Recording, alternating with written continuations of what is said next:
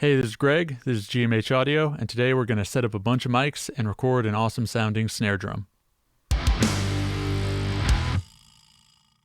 So in a few of my videos, I've shown recording a drum set with maybe only just one microphone, but that's actually not really representative of what I'm typically doing recording a rock drum set in the studio. So I want to go in the total opposite direction. I'm just going to record one drum, but I'm going to use 9 microphones. At the end of this video, if you would like to download a sample of this drum I've recorded, there's going to be waves and TCIs of multi-velocity, multi-sampled snare drum for your own enjoyment. For this example, I used my Ludwig Acrolite Black Galaxy finished snare drum. So I'm going to call this drum the Galaxy Snare. Spent a good amount of time tuning it to something that I thought sounded cool. I wanted something cracky, but with a cool kind of splat sound from the snares. I've got a little bit of muffling on the top with just some tissue paper that I kind of taped on the edges. So when you hit it, it can actually pop up off the drum a little bit, then come back to rest on it. This is like a little bit more of a subtle muffling than something like a moon gel, but tames the sustain and the overtones a little bit. Here is my Pro Tools session when I recorded this. And here's all my microphones. So we have 2 top mics, a bottom mic, a side mic, this room mic, 2 overheads, and mid and side room mics. So all these are recording the snare drum. And this is kind of similar to if I was micing a full drum kit. There are all these mics, the snare drum's getting picked up from all these mics, overheads, room mics, close mics. This is kind of representative of that, but with a few extras thrown in just because I could.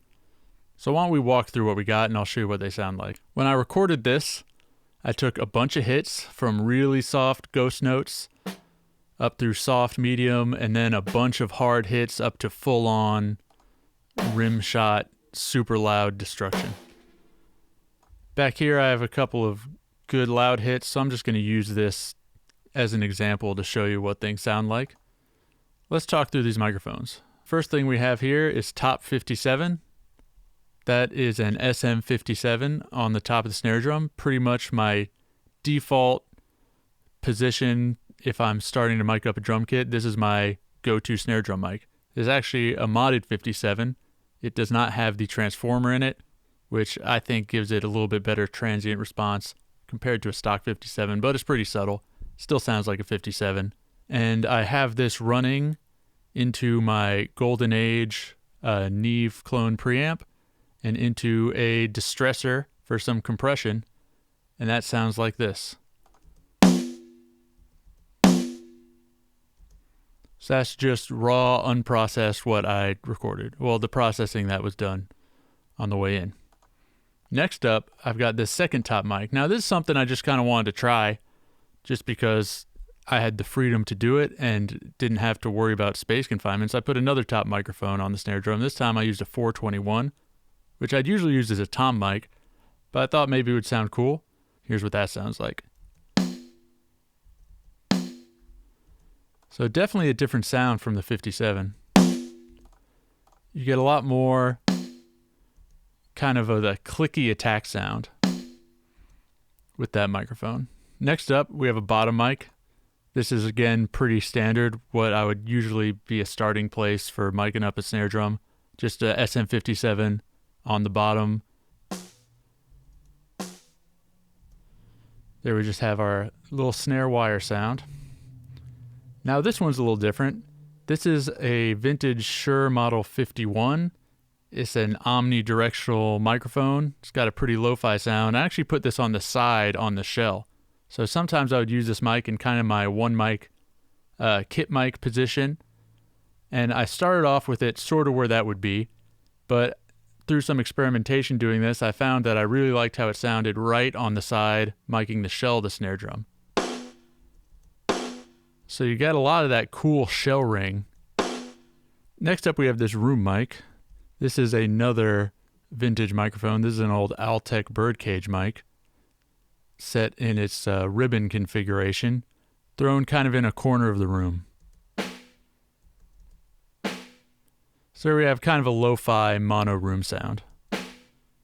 Then we've got some overhead microphones, a pair of small diaphragm condensers in XY above the snare, sort of ish where they would be if I was just putting up overheads miking a full drum kit.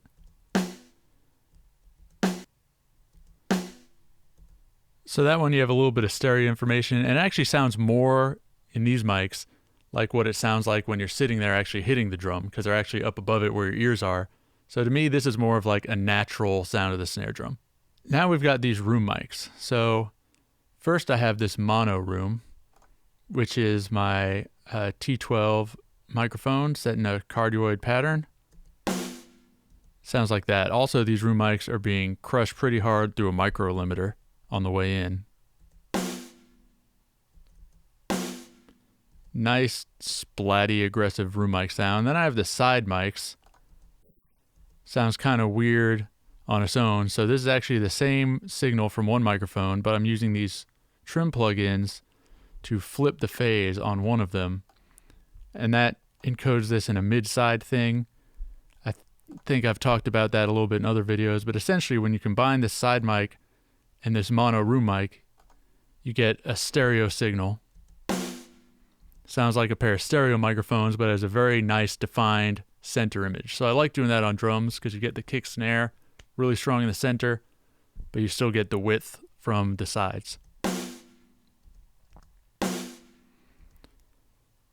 So there we go. There's all the microphones I use. Now I'll show you a little bit of the processing I did. I mixed this to try and make it sound as good as I can. Usually if I'm mixing a snare drum, it's in the context of a drum kit and in the context of a song. But in this case, it's just a snare drum on its own. So we'll go just mic by mic and I'll show you what I've done here. So going back to this 57 on the top. First thing I have is this Oxford Drumgate plugin. I'm using this just to tighten up some of the sustain a little bit.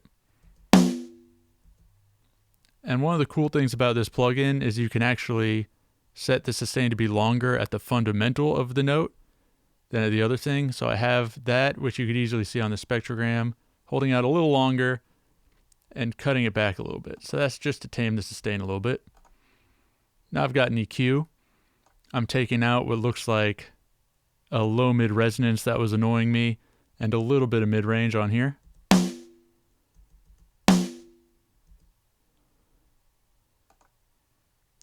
And now I'm using one of my favorite plugins, this SSL channel from Brainworks. And I'm boosting a crap ton of 8K, channeling a little CLA probably, and cutting a little bit of mid-range, but what's that, 0.5 dB, and adding 3 dB of 200. So that's making a big difference. Let's listen without and with.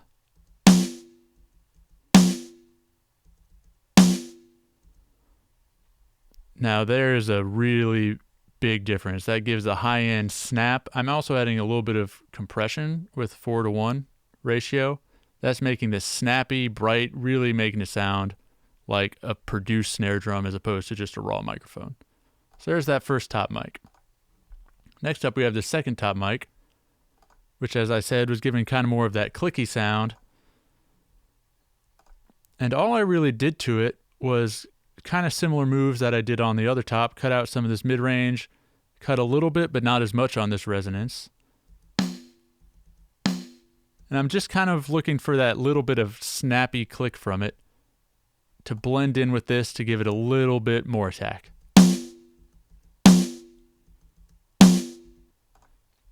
So there's the two of those together. Let's bring in the bottom. First thing I have here, all this is doing is a phase flip to get it in phase with the top mics. Another EQ, cutting again some lower mid-range stuff and adding a tiny bit of high end right there.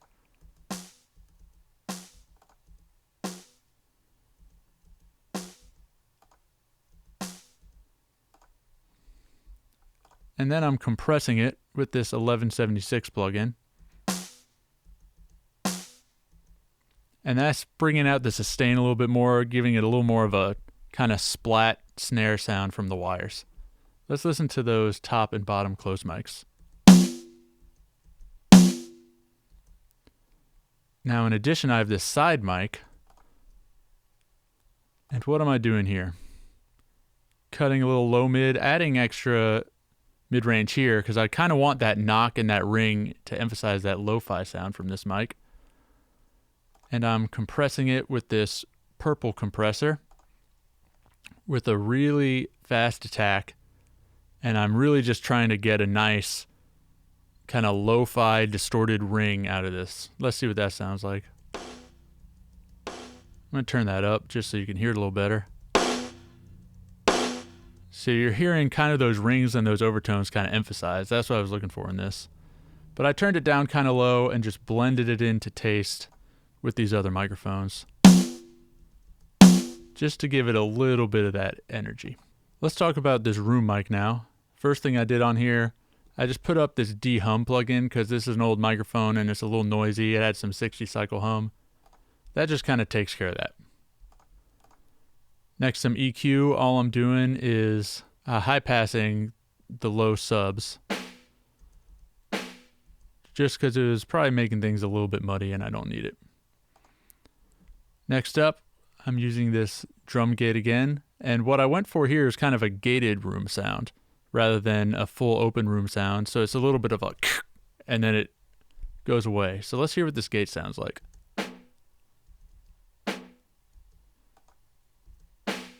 So instead of that you just have a comes in and it blends with the attack in a cool way. Then I'm running that through this Rough Rider 2 compressor. And this compressor is really cool. It's actually the closest plugin I found in sound to my Alesis micro limiter, which I love. And I'm kind of trying to use it as a plug-in version of that, essentially. There's actually a Rough Rider 3 out now, and I have it, but I actually like 2 better. 3 doesn't sound the same, so let's see what this is doing. So this is really slamming it. I've got 1,000-to-1 ratio, fastest attack, fast release, essentially just brick wall limiting. Oh, that does so much to the sound. Listen to this without and with. It brings out that ring, that overtone, the room sound, but since it's gated, it's still very controlled. So that's really cool. Overheads, super simple. Got this Brainworks SSL, boosting a tiny bit of high end, and running a little bit of compression. That's all. Very little going on there. Keeping that sound pretty natural. Let's hear all of those microphones blended together. Nice snare drum sound, but it's missing some depth, and we will get that from our room mics. There's our room mics without any processing. I put a little bit of EQ individually on the sides and the mid. So on the sides, I'm cutting some of this 1K knock. And on the mid, I'm cutting a little bit of mids and a little bit of this high end. So that's just kind of cleaning up probably some resonances in the room in the mid range. And then on both of them together, I'm cutting some more high mids because I kind of want more of a low end body. I'm getting a lot of that high end snap from the overheads from all these other supplemental mics I put on there. I'm running into this space plugin, which because I have a pretty small, fairly dry room, I use this with IRs that I made. And these are from these couch reverbs. You could actually download these from my website. And this is just a really big room I made an impulse response of. And running this in parallel with the actual room gives it a little bit of that sustain as if it was recorded in that bigger room.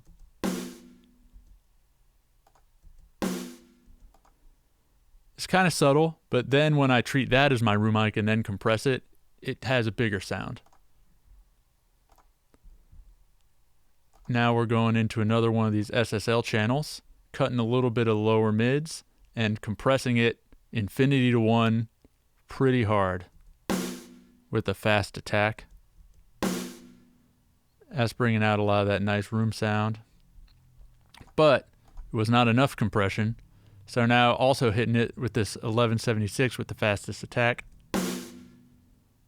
And now the room's come alive. Without that, and with it,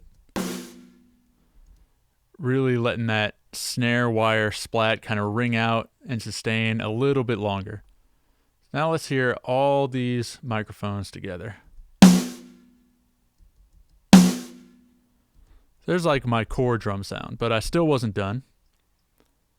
So now I have my drum bus that all these are being sent to, and I have some parallel sends. So let's check this out. On the drum bus, I've had active this whole time actually, this API Vision, and I'm kind of using it just for a little bit of gain staging and for a little bit of kind of console sound.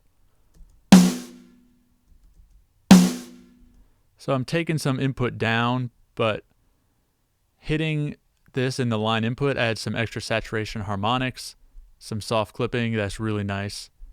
I'm then putting that into this Brainworks Townhouse bus compressor. There's bypass and here's on.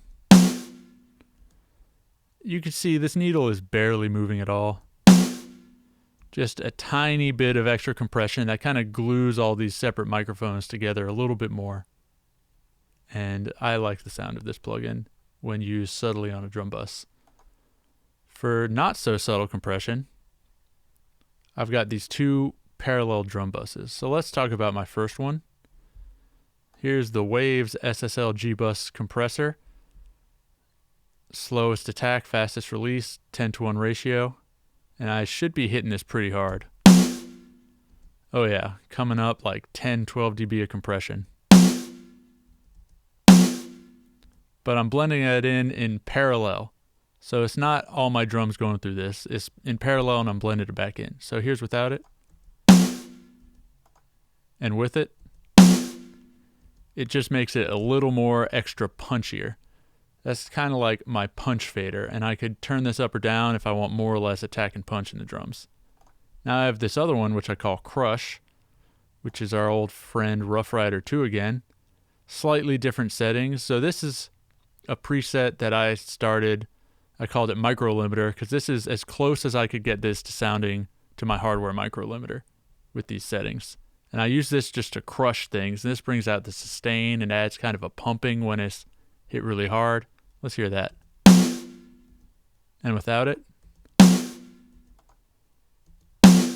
that does a lot to kind of bring up the sustain, bring out the room a little bit more.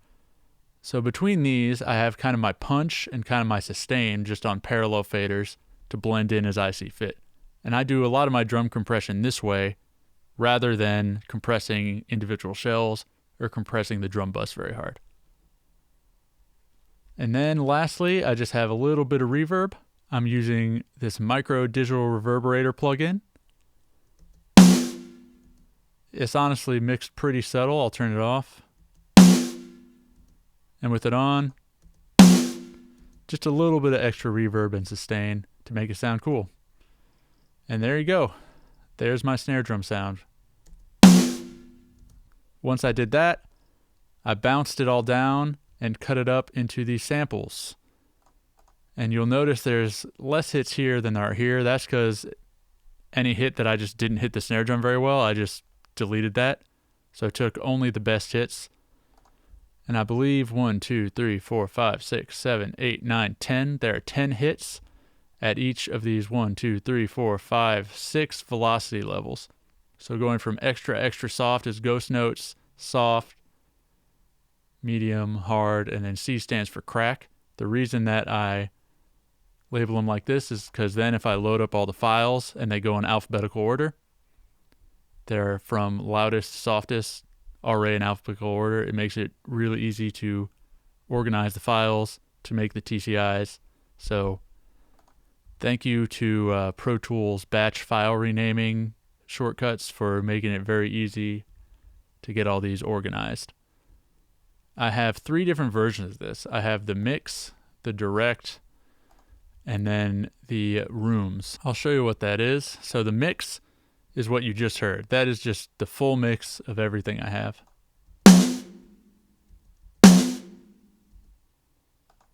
Next up, we have the direct, which is only the direct mics without the overheads or rooms. More of a punchy direct sound. And now we have just the rooms, no direct mics. So then I made a TCI and I loaded up into trigger right here, and I have this Galaxy snare.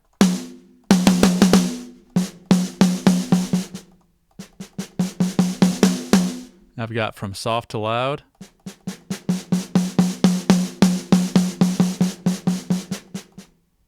A very nice snare drum instrument. And I just made a little MIDI thing to kind of show off the dynamic range. Bounce that to a track. So there you go, making a snare sample, mixing it, having it sound cool. There is a link to that in the description. You could download that from my website for free. Just enter amount of $0 at checkout in the store, and it's yours. Thanks for watching, and if you end up using this snare sample in anything, please let me know. I'd love to hear it.